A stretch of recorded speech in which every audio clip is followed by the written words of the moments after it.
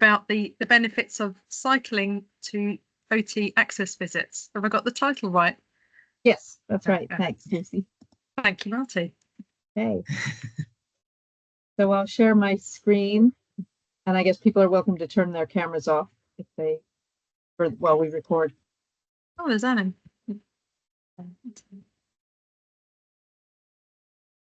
I'll get my slideshow up. Can you see a slideshow that says Sustainable QI Initiative? Okay, yes. Great, you can. Okay, thank you.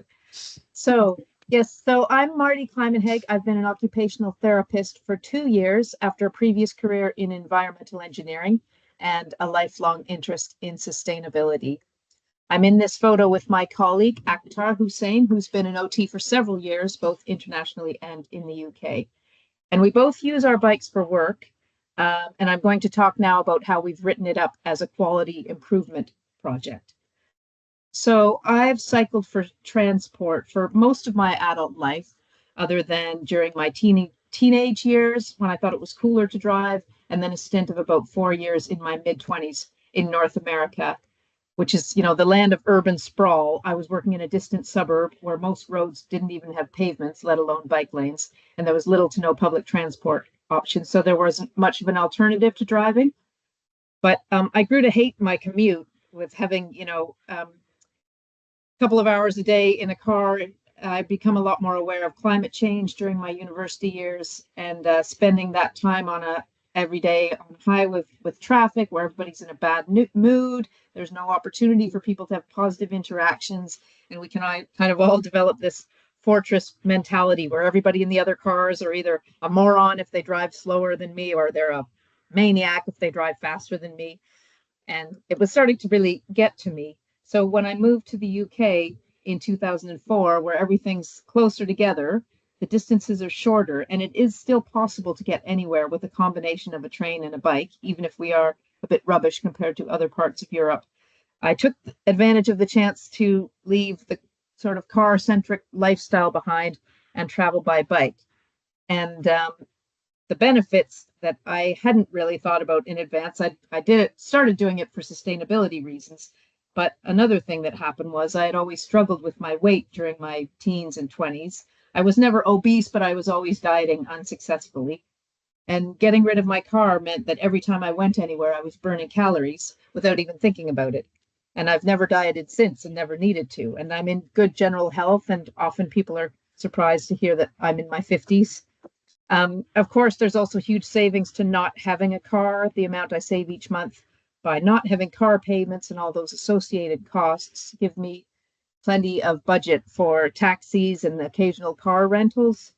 And then if you also add in the savings of monthly gym fees that I don't need to pay because I'm getting my aerobic exercise every time I go somewhere, it frees up a lot of extra income I can spend on nicer things.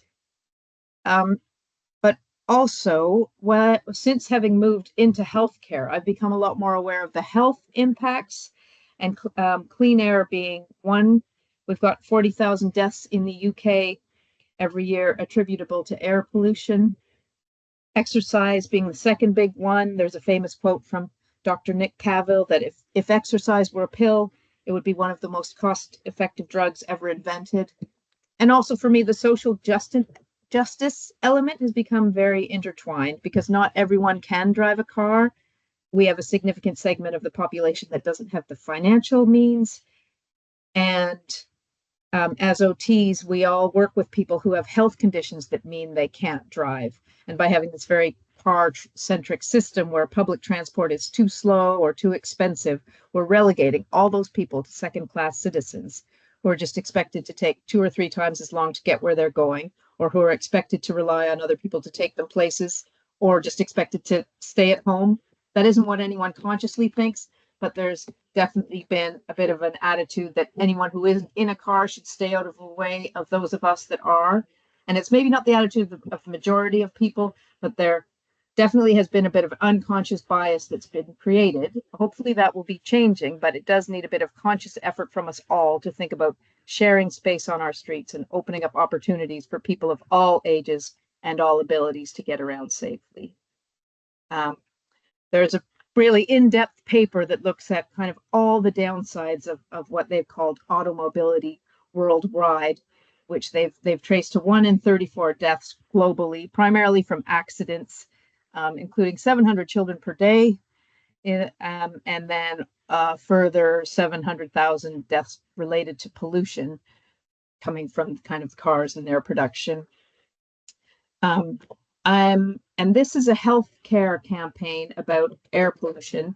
It's led by Great Ormond Street Hospital and the NGO Global Action Plan, where they've got an open letter, and I would urge you to add your signature to the link. They'll be presenting it at Clean Air Day next Thursday, the 19th of June. I've got a link at the bottom. I don't know if Jackie, you might have a bit of information on that as well. Just to say, yeah, again, 40,000 UK deaths per year, though at the same time, the NHS is responsible for 9.5 billion miles of road travel per year in England, which is a big contributor to air pollution. We know, of course, that lots of that road travel is unavoidable, but we do have alternatives for parts of it. And then one more slide, one more paper where researchers have kind of dug into the economics of what cars cost society and individuals versus cycling or walking. A cost-benefit analysis that was done by these researchers found that the car net cost to society is 11 cents per kilometer driven because of pollution and the amount of land use needed for roads and parking, particularly. And then the net cost to an individual is 85 cents per kilometer driven. A big part of that is the lost time due to sitting in traffic, whereas the net benefit to society of cycling is 18 cents per kilometer cycled, and that's primarily health benefits to our health system and the reduced public costs from that. So now I know you can't see that. I just wanted, this is the 1-page A4 description of our project. And I just, you can't, I know you can't read it, but I just wanted to present what it is. And I'm happy to send it out as a template for anyone who would like to use the same kind of template for their own project. So this is, I'm now taking out, so this is the overall, our 1-page blurb, and I'll take you through this different sections of what our project was, how we wrote it up. It was called Patient Access Visits by Bike, Reducing Pollution and Cost versus Car Use. And the background is that our setting is inpatient physical rehab. We work in Southampton in a physical rehab ward. People who have been in hospital for surgeries or after accidents and need a bit of extra time, may need intensive physio rehab before they're able to go home. So that's our setting, and what we do as occupational therapists is assessing their home environment before they are discharged from the hospital. The majority of people who are in our ward would have an access visit from an OT, which is the patient doesn't come with us, but we go to their home before they are discharged to see what adaptations need to be put in place to make it safe for them to return.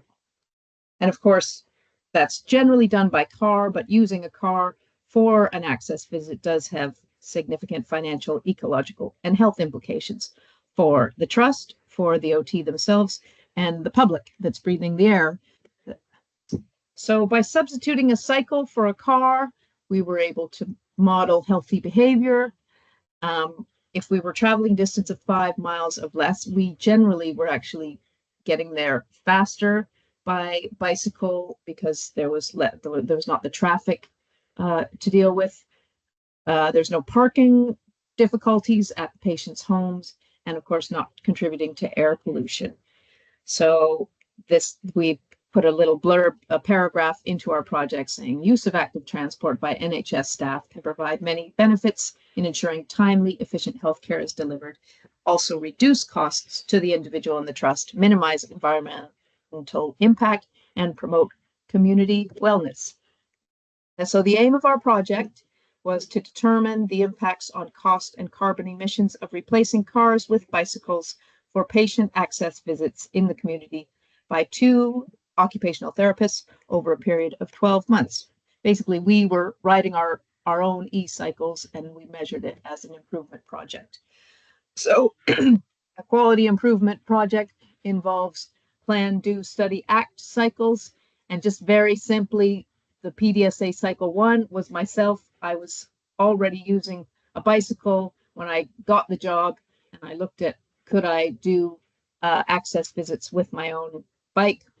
Had to look at whether there was safe cycle parking at the hospital, whether I could carry the equipment I needed, which is primarily clipboard, measuring tape, sometimes a laptop. What could I lock the cycle near their homes, and would I be able to get there and back in time? And be ready for weather, whether that's waterproofs or just having a change of clothes when I return to the hospital. Either would work. And the do part was just to start doing it. I did 7 of these access visits and found that I hadn't lost any. And my study part, assessing results, was all of my access visits went well. They were all on time. There was no impact on there was no difference in what was actually happening when I was at the home of the patient. I was able to do my work just the same. And then, so my action was then to encourage my colleague to also trial cycle access. He had been working for the trust for 4 months, and had moved from Pakistan because Pakistan and the UK don't have a reciprocal licensing agreement. He was going to have to go through the stages of driving lessons, driving license, all the permit steps, which was quite a fair outlay in terms of financial and time resources. I suggested to him, well, you could also consider doing what I do, at least initially, get yourself a cycle. So he got a bicycle and incorporated the same requirements as the first cycle. So I gave him some tips on what had worked for me. He started doing them by cycle as well, and I did. We both initially started on regular push bikes and then upgraded to e-bikes, just because of the time savings with the e-bikes. And we, again, all of our visits were successfully completed during that year. And then our action was to compile those results of the savings in cost and carbon dioxide emissions as part of building a case for more use of cycles for access visits. So we just did very simple calculations. Was Akhtar works full-time and I worked part-time. So over the course of the year, he covered about 471 miles and I covered 176 miles, all our trips back and forth to patients' houses and hospitals. And then we calculated what the CO2 emissions of those trips were by multiplying the distance traveled times the emission factor of whatever the vehicle was to get the grams of CO2 emitted over the course of the year, and then calculating the cost just to the trust. We only calculated how much it was costing our trust by multiplying our mileage traveled by the reimbursement rates of the trust over a year. We calculated for each of those for an e-cycle, and then we also calculated again the same distance if we had done it in a car, and then we compared them. And you can see where we got our emission factors from. One is from for the car, 400 grams of CO2 per mile from the US EPA website, and we found a emission factor for an e-cycle from a Guardian article that cited some carbon tracking, carbon emission tracking from Trek, I think was the bike firm that worked out the emission factor of a bicycle. I think that an e-cycle, I should say, that includes the embedded cost of the cycle's production as well. So that's 40 grams CO2 per mile. I'm not sure if the car factor, the 400 grams, whether that actually also includes the embedded energy of producing the car in the first place. If it doesn't, then there's going to be an even bigger difference in the emissions. But if it does, then this is so this is the conservative comparison, basically 10 times the emissions of CO2. And then we worked out our mileage. We used just standard mileage rates. That the trust paid 60 pence per mile at the time, and they would pay 20 pence per mile for a cycle.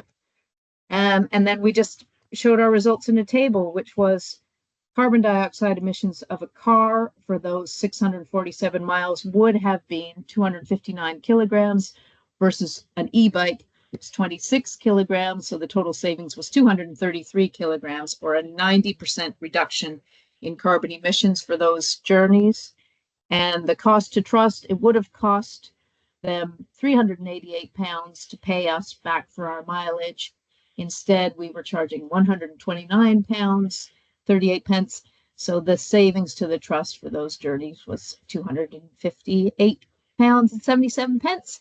They basically paid a third of what they would have had to pay if we'd been taking those journeys by car. So our conclusion of it was that it was a successful pilot. We didn't have any adverse outcomes of substituting bikes for cars. Other benefits that we didn't quantify but were also positive was, again, the avoided traffic, time saving, the health benefit for each of us from our increased exercise, the health benefit to the community from the emissions that we were not emitting from car journeys, and a big one was our mood and well-being uplift from getting exercise and fresh air in the middle of the day. We were frequently cycling through green spaces because that was often the most direct route via bike. And for both of us, we've been able to either avoid or delay buying a car. We worked out with some numbers from the RAC that the amount that you can typically spend on a car by the time you pay for all your insurance and parking and petrol can work up to £5,000. And that often doesn't even include the cost of car payments. And as a starting band 5, that would be equivalent to 22%. So we're basically getting a 20% uplift in salary by not having to own a car. The limitations of it was that this was applicable only for patients that were within the region, the catchment of the hospital.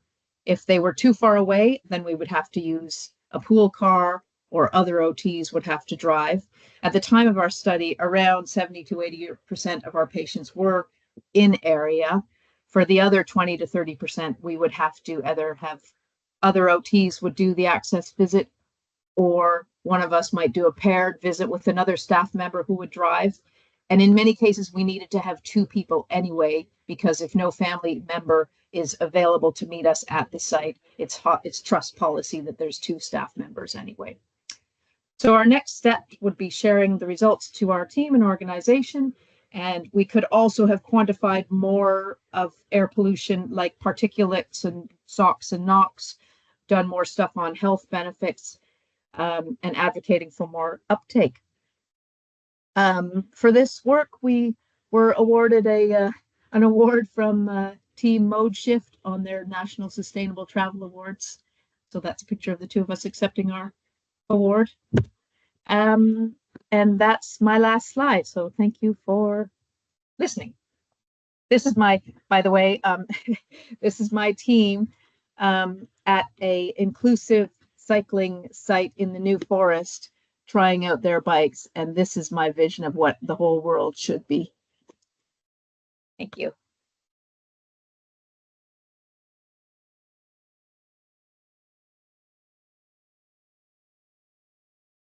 Thanks, Marty. That was fantastic.